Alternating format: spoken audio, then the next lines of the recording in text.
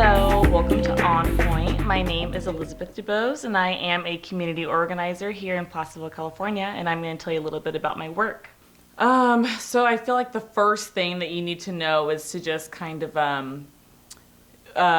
be courageous at first. You know, it's not like I wanted to be an activist. I wanted to be an organizer. I wanted to really be in the limelight.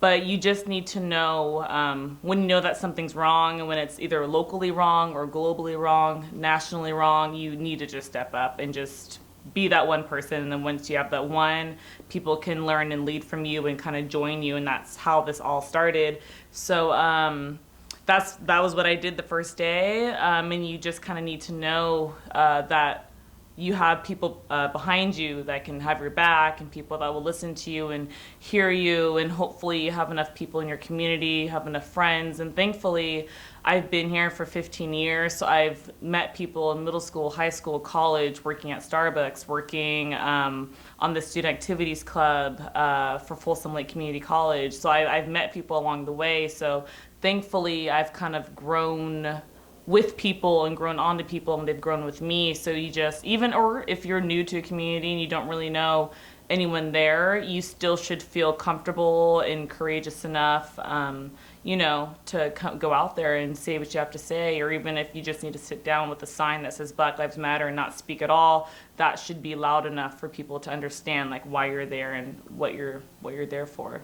Growing up as a 9-year-old Black girl in a predominantly white school and white community was a culture shock, because I came from Riverside, California, and in Riverside there's a little bit of everything. Actually, there's a lot of everything altogether. So you don't really know, you don't see that there's only certain groups here and certain groups there, and every group that's playing on the playground, there's an Asian, there's a white, there's a Black, there's everything together. So you don't really see the separateness. And then I remember walking down the hallway on my first day of school, and I'm like, okay, and I thought the kids were staring at me because I was new, because when there's a new kid, you're like, oh my God, a new kid. And then I step into class, and I'm just like, okay, I'm the new kid, but I'm also the only Black kid in this class. And then I remember it was kind of like a blur. It was almost like a blackout, because it just like happened, and I was like, shoot, I have to deal with this. And I remember going home that day, and I was like, Mom, like, what did we just do? What did you just do? Like, how am I gonna kind of deal with this? And so that's kind of how it was. But I had my brother, he's 2 years older than me, and my sister was in elementary school, so she was at Pinewood and Pollock Pines, and we were at Sierra Ridge and Pollock Pines. And so, me and my brother were just like, okay, we've got to do this together. We're going to make friends. We're going to be happy about it. We're not going to complain about it. We're kids. How are we going to complain that we're the only Black people here? Like, it's not ours to complain about. It's just ours to kind of fit into our atmosphere and get to know the environment. And everyone was super nice. We made friends very, very quickly. I didn't feel like I was discriminated against or anything, but I do remember when I was making closer friends and we were like scheduling sleepovers and slumber parties and birthday events, I would always ask them ahead of time, like, do your parents know that I'm Black, and is it okay that I'm Black? And they'd always say, oh, they don't care.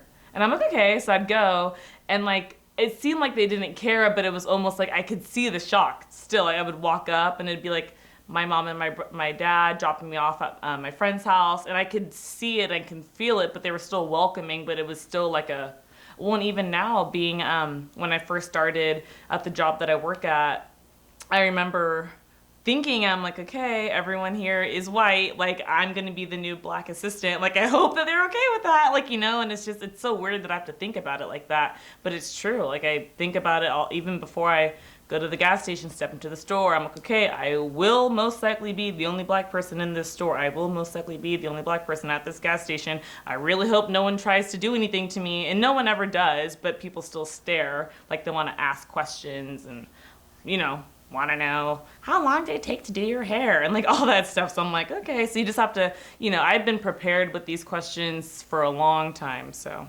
I'm kind of used to it now. It is easier for me to be open with everyone, and I've always felt that. I've always felt like I have the strongest connection with human beings. You know, it's not specific groups, specific human beings, only women, only men, only kids. It's everybody. I've always, always, always had a feeling of being open, a feeling of wanting to help, a feeling of wanting to heal, a feeling of wanting to get to know people, wanting to get to know more, wanting to get to know what's inside.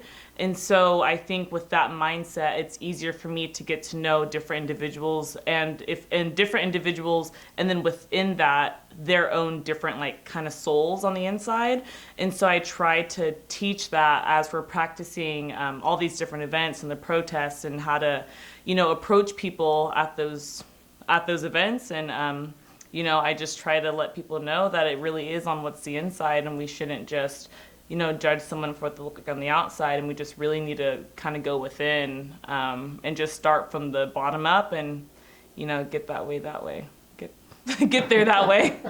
So I have been organizing the protests in Placerville since about the beginning of June, and I started this when we all witnessed and saw the video of the murder of George Floyd. And I remember I was a little late to the video even. I remember watching it, I think the second or third day it was even out, just because I don't really watch the news too much to begin with. And it almost, and this sounds sad to say, and I know I'm not the only one that thinks that, but it was almost like, oh, another Black person that died on the hands of the police, because we already had Breonna Taylor, and we already had Aubrey Ahmaud, and we already had Sandra Bland and everyone else before, so it just kind of seemed like a repeat. But this is the one that woke everyone up. And I remember watching it, and, you know, just watching it, and I'm seeing him, you know, he's crying to his mom, and he's saying that he can't breathe. The only thing that I wanted to do was be there with him in that video, and almost like give him like the last of like my breath too, like give him my lungs. And like that is the whole empathy thing, is we need to, yes, it is sad, but like, what are we gonna do? Like, you know, what are we gonna do? And then you're watching the news, and it's following, and there's protests in Minneapolis, and they're protesting peacefully for the most part. You know, there are some negative things on the side, but for the most part it is peaceful. And then when it finally comes to terms that the officers aren't being arrested, you know, or well, it took a while. Some things did happen following those days, but, you know, and then you see that the precinct is on fire in Minneapolis, and Target's all shut down, and that's on fire too, and there's stores being broken down, and it kind of seems like, okay, we're all watching it, but what are we going to do? And so, you know, within myself, it's not even what are we gonna do, because no one knows what to do. What am I gonna do? And so just to begin with, I had reached out to my political science teacher, asked her, what can I do to protest? I need a permit. What do I need? And so she gave me a lot of advice, and I just went out there, me and my neighbor, we did. And it was crazy. I never thought that I'd be the one to be out there. You know, you see homeless people on the side with their signs, and you're like, oh my God, I don't even you turn, you don't want to do anything. Or you want to help them and give them money, but then you think, oh, if I give them money, they might buy drugs, or, you know what I mean? You kind of have to go back and forth.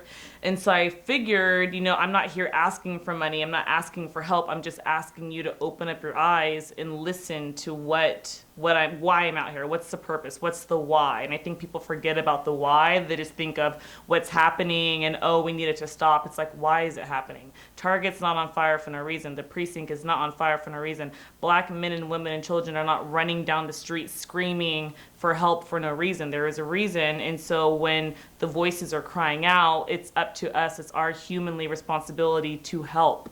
And so, you know, and that's what I was saying earlier, is I have like a natural ability to help and to heal, and so I wanted to do that. And I know that there aren't many Black people in this community. I already know that, and I know that I'm the one out of the 8% that, you know, the 0.8% that's here.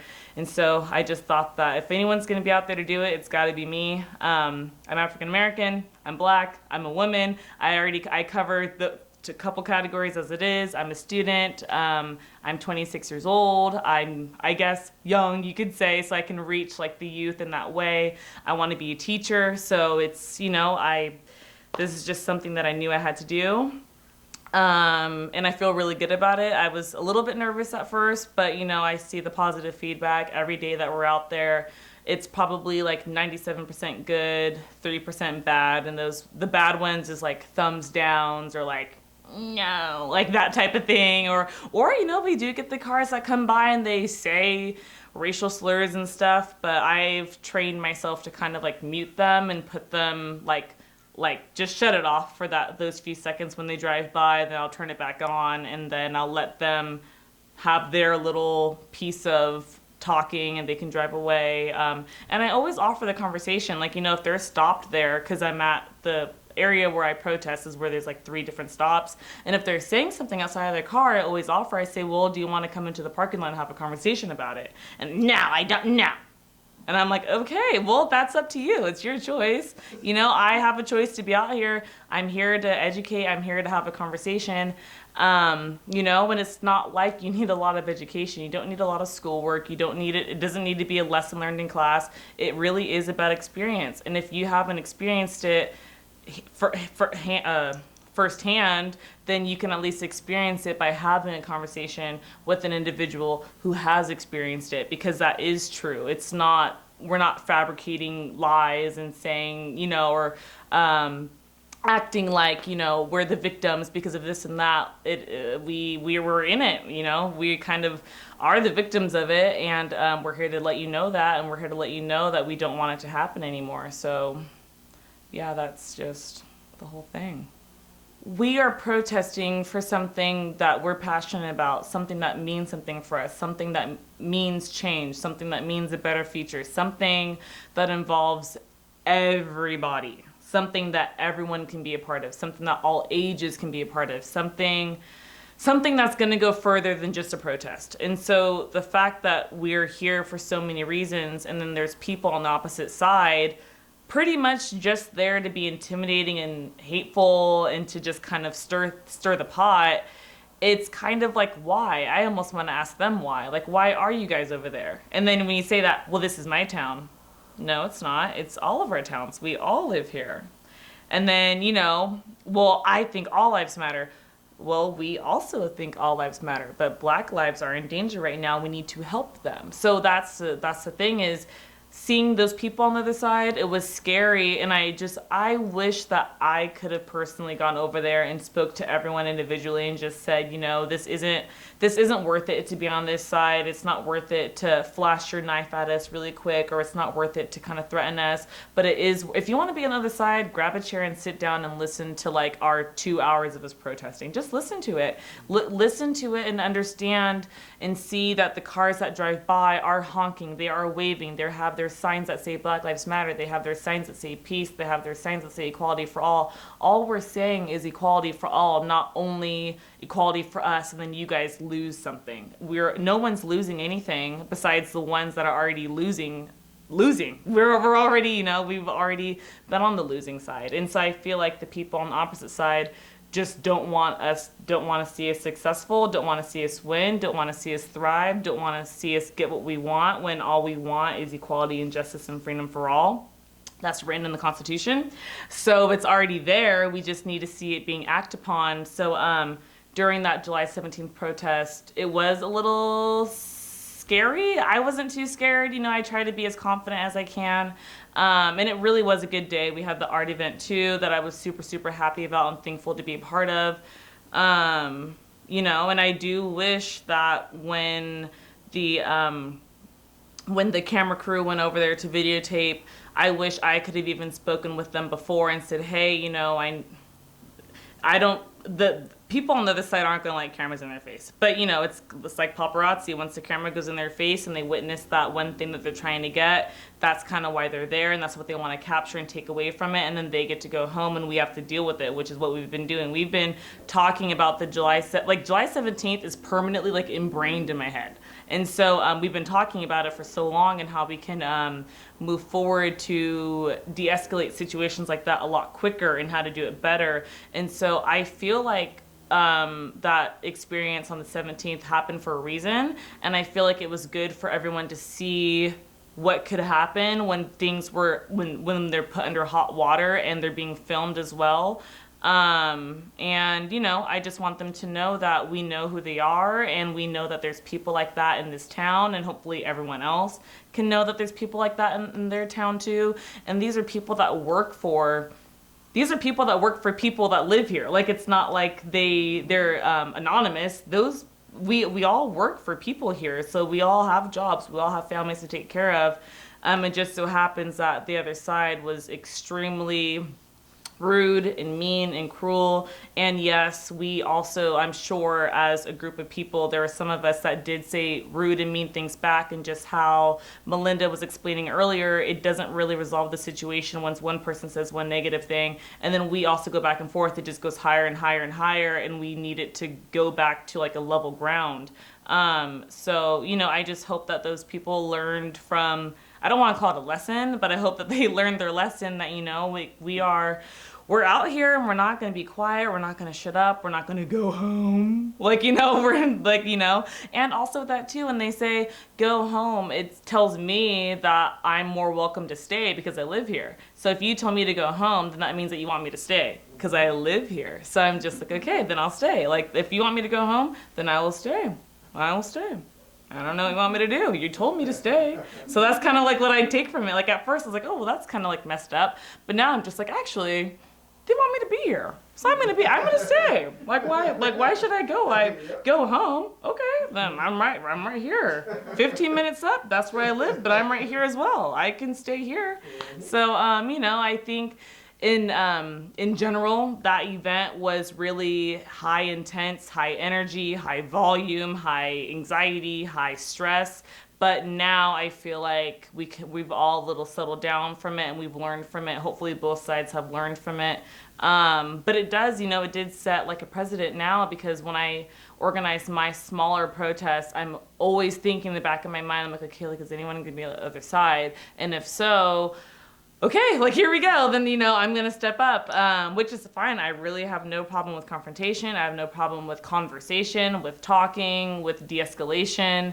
Like I said, I'm a people person. Even if the people aren't always going to be on my side or always agree with me, I will still be with you. Like, I will still hear you out. I will still listen to you. I won't turn a blind eye. Like, I'm here for people to listen to me, so I'm here to listen to the people. So that's, what I took from that July 17th event. Well, in the beginning it was so it was positively overwhelming, and I did not think that there was going to be so many people that came out of hiding to like say, Lizzie, I hear you, I see you, I support you, what can I do? And I'm like, wow. Because I'm just like, shoot, like it was just me. I only went out there as an individual, as an independent person, to just speak up. And so now that not everyone, but now that everyone kind of wants to say something and speak up, I'm like, okay, like, let's do this. Like, there are people in this county, there are people in this world, in America, that have something to say and have support to say and want to lead with love as well. And so that's amazing. And I just want to see, it's almost like I want to see more action, but I understand it's hard. It's coronavirus right now. So I know that a lot of people can't come out and protest. They can't come out and do much. They have to, take care of their kids, take care of their parents and all that stuff like that. So it's a weird balance between, do I keep myself safe or do I put myself at risk to keep, do I keep myself safe or do I put myself at risk to keep other lives safe too, and kind of throw that over the water? But we're still practicing social distancing. We're still wearing masks. I have hand sanitizer everywhere. I'm like sanitizing my pens that we use. So we're still trying to practice all those regulations to make sure that people are safe and, remain in themselves without having to touch too many people, handshake, give hugs, So yeah, I feel very thankful, very blessed, very happy that there's a lot of the white community, the majority of everyone that's living in El Dorado County and Placerville as a whole, that, have my back, and we're here. And I have their back. That's the thing, is they have my back, I have their back. If anyone ever needs anything from me or needs some kind of support, needs motivation, advice, or if I just need to shut up because I talk a lot and I could just hear them, then I'll do that too. So yeah, it's great. It's great to know that there's support. I definitely see change, and I see a just future. Make sure that everyone gets justice when things happen like that, like the George Floyd case, or like Breonna Taylor, Elijah McClain. I really hope that these families can get justice and they can move forward too, because that's the thing with all this, is it's all a healing process. Like, I feel like people forget that after you go through a traumatizing experience, you don't just get to forget about it, move on, or I'm sorry, oh, well, thanks for apologizing, then move on. It stays with you for a long, long time. And so, I just really hope that Placerville as a city and El Dorado as a county, I hope that we can just understand that. I hope that, it's not a blame game. It's not, oh, that person is a white supremacist or a racist because they accidentally used the wrong term to describe a black person, because I don't want to point fingers. And for the longest time, I never even liked calling people I don't like calling people racist because I know that's not them. And I know that whenever they do hear that, they say, I'm not a racist. I love black people. I'm like, okay. You know what I mean? I'm just like, I have 65 black friends. Okay. Cool. I'm happy for you. And I'm just like, but my whole family is black. That's 65 plus 65 plus 65 plus 65. Do you have that? And and it's not a competition. It's not a competition on who has more black friends, who loves black people more, because that's all great. I'm glad that everyone has a little bit of a mix in their personal lives. But yeah, I just hope that people are more open. And when people see a black person at the store, it's not because they're not from your town. It's not because, they're randomly placed there. It is because in El Dorado County, or is it El Dorado County or Placerville that has 0.8%? The county as well. The county as well. It's because we are the minority. So when you go to a store, it's going to be predominantly white, and then maybe a little bit of people of color, and then that one black person and so I just really hope. I just want people to, I don't know, just have a conversation, be open about it, or and with me too. When I go to the store, I can feel the eyes. I can feel my presence in there, and I can feel that people are looking and they're watching, and it's okay. I'm really used to it. I really am. And I'll be at the store with people. Why is everyone staring at me? They'll say, and I'm like, they're not staring at you. They're staring at me. But I don't want to take them away from the limelight if they feel that way. But but it's all the time. Whenever I go anywhere, why are they staring at me? And I'm like, I don't know why. I was like, maybe you have something on your face. I'm like, it's probably not me though, because I'm just here. I'm normal looking or whatever. But so I just want people to be more open to having a conversation. Or when they do see a person of color or a black person, and let's say that they have braids or hair extensions that looks a little bit different, the first thing that you say to that person shouldn't be, can I touch your hair? Or how long did it take to do your hair? Or where did you get your hair done? It should be, hi, what's your name? Hi, my name is da-da-da, and I feel that's basic. That's a basic introduction to, meeting someone new. When you go to the cashier at Starbucks, it's not, oh, where'd you get your hair done? It's oh, how can I help you today? Hello? That should be, the way it should be whenever you go anywhere. So, I just want people to understand that there's more to Black people, Black women, individuals, people of color than just kind of what they bring on the outside. It's about what's going on the inside. And you never know how good or bad of a day that person's having. Maybe they don't want to tell you who did their hair for the 80th time. You know what I mean? So, and because it's always the same answer. I remember in middle school, I was like, Mom, I think I should just wear a t-shirt to have a sign that answers all these questions. Because people ask me the same, and yeah, and I'm just I might as well, because, and I want to say yes. I'm just going to put it out there. I'm going to say yes. I see it gone. I want to see it gone. I want to see the dummy gone first. That's hanging above the Hangman's Tree ice cream parlor. I believe the dummy should be gone. The news should be next, and then the old Hangtown sign should be third. If we're gonna put it in order, I wish it could all go away at the same time today, yesterday, 2 years ago. I wish it should have already left.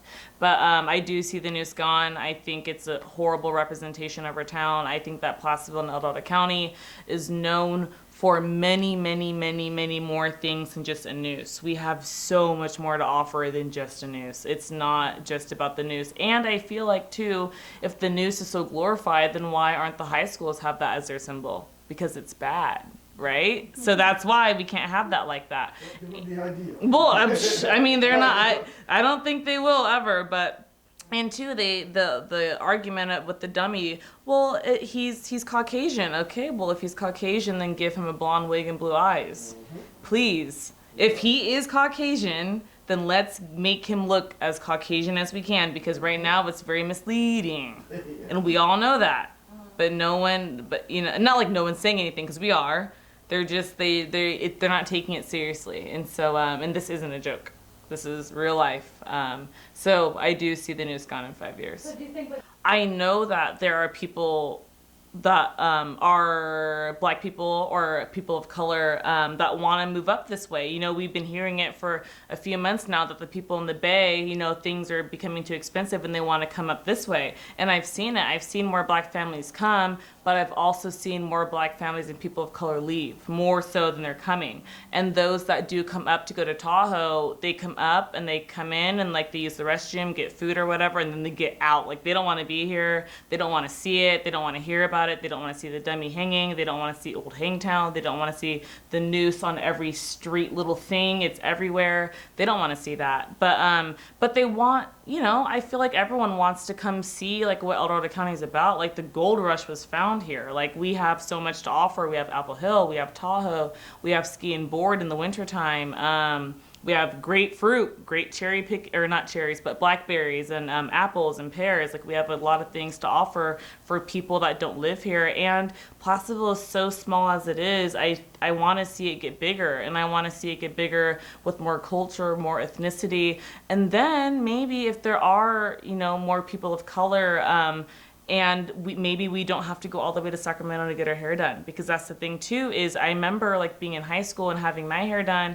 I'd have a lot of other white passing mothers come up to me, say, oh, I recently adopted a little girl from Haiti or this and that, and her her hair is kind of like doing this sort of thing, and I want her hair to do this sort of thing, and like I don't really know how to do that because I'm not experienced in hair, and especially with African American hair. They don't teach you that stuff. They don't tell you that you can't just straighten kinky curly hair and make it look flowy, because that's not how it works. And so in those times, I always have to recommend, you have to get your hair done in Sacramento, and then they kind of are like sighing because like that's a drive. I feel like if we had more of a presence of African American people that demanded salons that could tend to African American hair, then maybe we could have more of that type of flow of people of color and African Americans to come up and feel comfortable and welcome. Because once you tell someone that, oh, you have to drive